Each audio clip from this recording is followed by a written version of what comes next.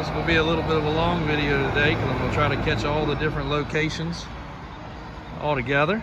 But you are looking at Davis Auto Sales, Jefferson Davis location, which is now considered a Massapation highway. Unfortunately, after I guess 100 plus years of this highway or this road, they have decided to change the name. But this is our main location with probably 200 trucks sitting on the ground. And as you can see, we'll get across the road, but that's our overflow facility across the street. We keep about 350 trucks at all times. You'll only see about 250 active because, believe it or not, obviously when they come in, they have to go through service, they have to go through inspection, they have to go through detail.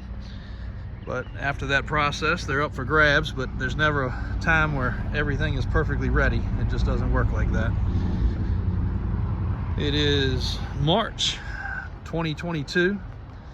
A couple years with COVID now, affecting everybody's business in this world, it seems like. If you're a small business owner, you know, but it affects the car business more tremendously, I think, than most others. Some will argue with that, I guess, but supply and demand is crazily critical. No new vehicles available, so nobody's trading in used ones. The price of used ones has gone through the absolute roof, which makes it tough for us because we try to be competitive. Everybody always says, oh man, they're high, but you know, we don't just lick them and stick them and throw them on the lot. You know, our reconditioning process is pretty intense. And every now and then we'll have something like one of these cheaper trucks that's rusty or something, we'll just as is it. But most of the time on our vehicles, it's nothing for us to spend $2,000 or $3,000 in service and inspection process. And what does that mean, or where does that money come from? You know, one, it's an oil change on a diesel truck, that's 150 bucks, and fuel filter is another 150 bucks. But we get into ball joints, we get into wheel bearings, we get into brakes, get into a whole lot of other stuff. So we don't mind spending the money. And there's another complication these days is we've got probably a dozen or more trucks just literally sitting waiting on parts. Nothing we can do about it because the parts aren't available. They're back ordered, they're obsolete, they're discontinued. You name it, there's a problem, it seems like. This is some of our overflow recreational power sports stuff that we have. Custom motorcycle, big old Razor on 40/24s. Custom bug. There's an Orion buggy.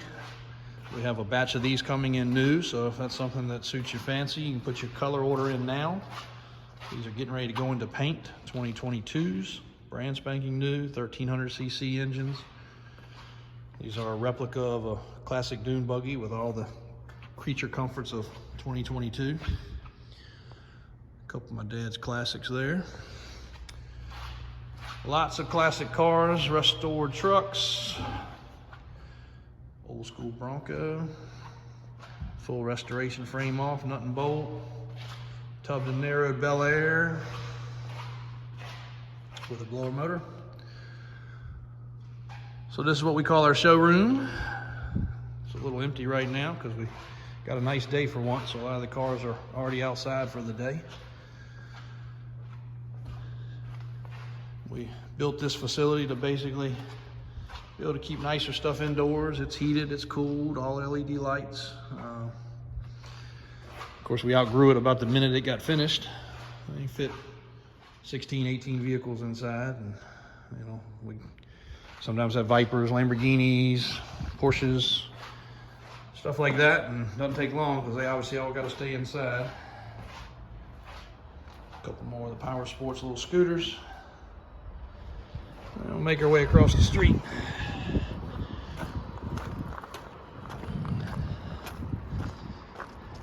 COVID has definitely been a factor in everybody's business, and we have had thankfully an extremely steady business. We were stocked up heavy. Inventory numbers got lower than they've ever gotten at one point, and then we just had to start working harder. And you know, a lot of people, you know, see the price increases, and the first thing they complain about, oh man, y'all are making a fortune and making so much more money and all this. Well, at the end of the day, in all reality, with all the other expenses involved with transportation and reconditioning, employees, having more employees to move vehicles, get vehicles picked up, our average profit has probably gone down. It's no probably, it has. But we were just working twice as hard for the same dollar, and that's okay. We've seen a lot of our competition not survive. And that's what happens when times get tough. It was easy there for a little while. If you had inventory, you sold what you had, you made good profits, but you had to replace it. To replace it, you got to pay more money. Nothing in this world has stayed the same. Had a guy complain the other day. We saw a lot of tow trucks that are basically new, and their going price is typically right about $100,000. Well, that $100,000 truck now is $115,000.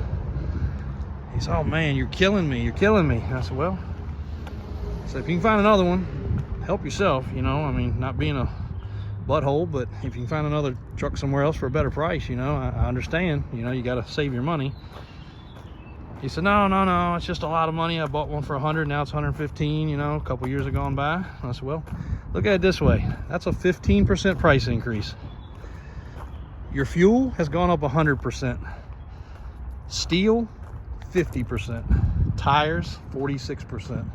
Groceries, on average, I hear people say 50 to 60% up.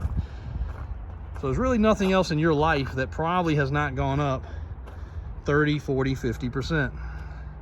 And in this case, this truck, which has tires, it has steel, it has everything involved, has only gone up 15%. Not a bad return on investment. And they will go up more. Unfortunately, we don't have any choice. We know that's going to happen, but you know, that's just par for the course. But anyway, over here at our newer facility, it's getting ready to get some revamping, but classic cars,